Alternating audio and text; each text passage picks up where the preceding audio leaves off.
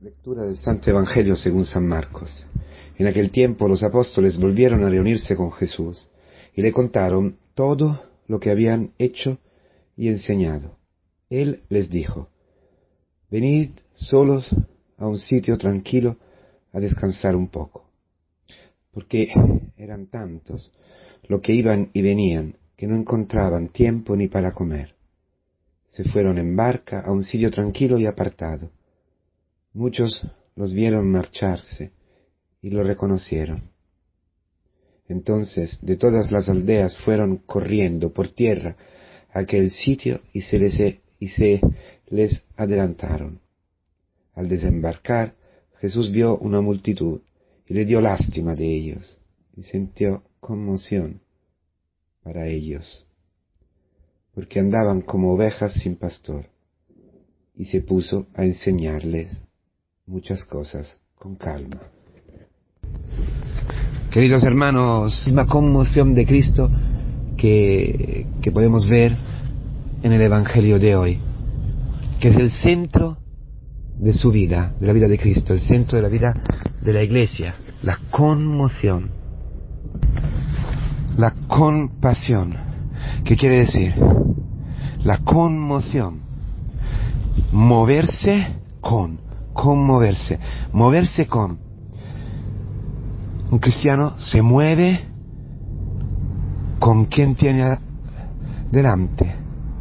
Cristo se mueve contigo, se conmueve. En Él se mueve algo contigo. ¿Qué quiere decir? Que viene a ti, que te busca, que camina contigo, que no te deja, que no te abandona, que no te juzga, que no te abandona nunca, que no te rechaza nunca, que no le da asco nada. Tú entras en el pecado, Él contigo. Esto a nosotros nos escandaliza. Esto a nosotros nos parece una enormidad, algo absurdo, algo que... ¿Por qué? ¿Por qué no?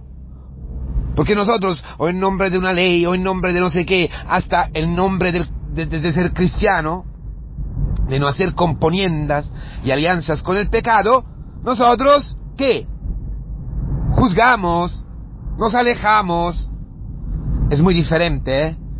Claro que un padre no tiene que hacer alianza con el pecado del hijo. Claro que hay veces en que la verdad hace sufrir, en un principio a los padres, frente a algo muy gordo. Pero esto son signos, ¿no? Cuando tu hijo quiere absolutamente seguir a pecar, irse con una mujer casada, por ejemplo, claro que allí tienes que cortar. Pero es conmoción aquello también aquello y mucho más.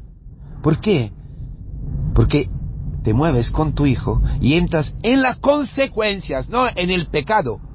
Con el cortas, con el pecado no. Como el padre del hijo pródigo ha querido irse, ha querido hacer su voluntad, ha matado a su padre, porque esto quiere decir, ¿no?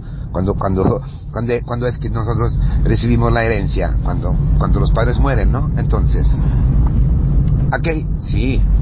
el padre se ha quedado mudo, no aparece ninguna palabra, pero sabemos que se ha conmovido, que ha estado todo el tiempo conmovido, moviéndose con su hijo, siguiéndole, con el corazón partido, hasta que cuando el hijo se ha vuelto, él, mirándole, porque siempre lo ha seguido, siempre ha sido conocido con él, con amor, con la oración, se ha movido con él, llevando esta pena en el alma, este dolor de no poder hablar con él. Has decidido cortar. Bueno, hasta que estás con esta mujer casada, yo no estoy. No eres mi hijo. ¿Sabes qué quiere decir esto? Conmoverse. Estar atrás. Ir detrás de tu hijo. Amarle de verdad. Llevando el rechazo en tu corazón. cargando con el pecado, cargando con la consecuencia del pecado, que es la soledad, sufriendo el fracaso de tu hijo, esperándolo. Lo mismo, Jesucristo, contigo. ¿Qué ha hecho? ¿Qué ha hecho? Ha hecho muchas cosas para que tú y yo no pecáramos. Pero al final, si tú has decidido, has pecado. Si tú has decidido traicionar a tu marido, lo has traicionado. Si tú has querido cortar con tus padres, has cortado. Si tú has querido hacer este pecado, juzgar, murmurar, entrar en esta concupiscencia, lo has hecho. ¿Jesucristo qué ha hecho? ¡No! ¡Tú! ¡Ya no te quiero! ¡Vete! O moralismos, no lo haga, no lo haga. No, te ha dicho la verdad, te ha anunciado su amor y luego se ha conmovido, se ha movido contigo. ¿Por qué? Porque ha bajado a la muerte, ha bajado a tu sepulcro, para que tú en el sepulcro lo pudieras encontrar, como el hijo pródigo. Siempre lo repito, hermanos, mas es el centro del cristianismo, es el querigma verdadero. Cristo donde tú estás, allí, trayendo allí la naturaleza divina, trayendo allí la belleza divina, en aquel asco de vida. Esto es conmoverse. ¿Por qué? Porque Cristo sabe perfectamente, como sabían los mártires de Japón, de los otros japoneses, de sus hermanos japoneses, quizás de sus parientes, de sus amigos, de sus compañeros del trabajo, de sus jefes, de sus samuráis. Sabían perfectamente que eran como ovejas sin pastor. Una oveja sin pastor es nada. La oveja ha nacido para ser pastoreada. Una oveja sin pastor muere, se pierde. Imagen de los hombres creados por Dios, que solo pueden vivir abandonados a Dios, solo pueden vivir estando bajo la obediencia a la voluntad de Dios, viviendo en el desierto que aparece hoy, en la palabra, en el lugar apartado de la palabra de Dios.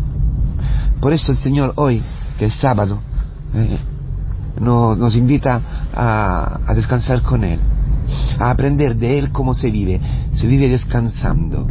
Sí, descansando de todas tus obras, descansando de todas tus neurosis, de todos tus proyectos, de todos tus esfuerzos, porque hay solamente una forma de vivir, la que nos enseña hoy el Señor.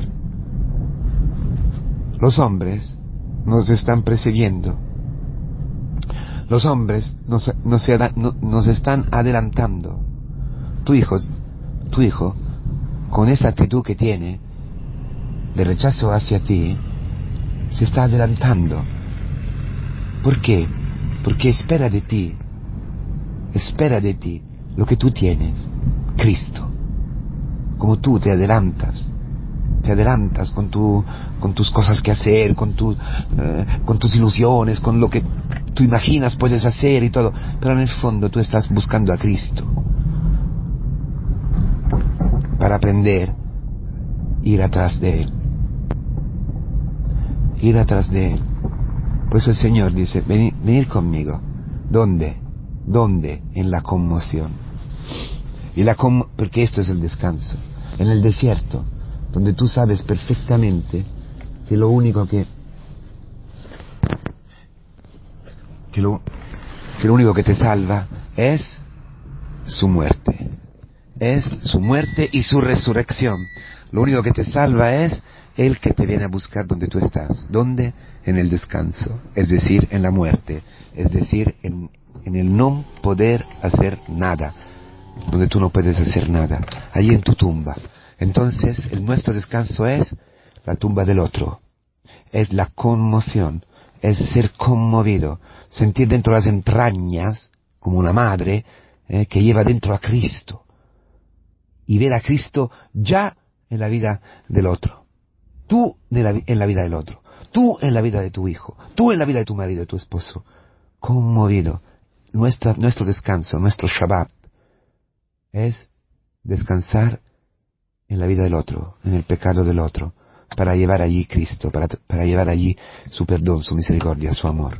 Ánimo pues, eso el Señor lo cumple en nosotros, en la comunidad cristiana, pero que nosotros podemos cumplirlo en la vida de los demás. Nuestra vida y nuestra misión coinciden, completamente, perfectamente. Lo que tú y yo vivimos y experimentamos en la comunidad cristiana, vivir en un lugar desierto, donde se escucha la palabra, donde conocemos a nosotros mismos, el lugar desierto que es imagen del camino, de la comunidad, donde tú descansas, ¿no? Donde tú te paras un momento y dices, ¿qué estoy haciendo? ¿Cómo estoy viviendo mi matrimonio? ¿Cómo estoy viviendo todo, no? Allí, la palabra desierto, en hebraico, tiene los mismos radicales del término palabra, porque Israel en el desierto ha recibido la palabra, la alianza, ha aprendido lo que tiene en su corazón y que no sabe, o no puede obedecer, y que no se puede vivir sin obedecer, sin escuchar, porque el pan material no nos nutre, no nos da nada, es un fast food. ¿Cuántos fast food espirituales? Bueno, ¿no? En la semana, no, en la comunidad, en las liturgias, en las laudes todos los días que tú rezas solo o con tu mujer, pero estás rezando con toda la comunidad, como ocurre en los tiempos fuertes. La Eucaristía, las convivencias, los pasos, son lugares desiertos donde la palabra te ilumina, te nutre, donde Cristo se conmueve contigo, te das cuenta que Cristo se ha movido contigo durante toda la semana, ha entrado en tu vida, no te ha dejado ni un momento, para que Cristo en ti, sacándote de la muerte, te transforme en Él mismo, en su carne, en su cuerpo, en esta generación, para que tú puedas cumplir la misma misión hacia los demás, hacia los que están como ovejas sin pastor, perdidos, sin poder comer, hambrientos y solos.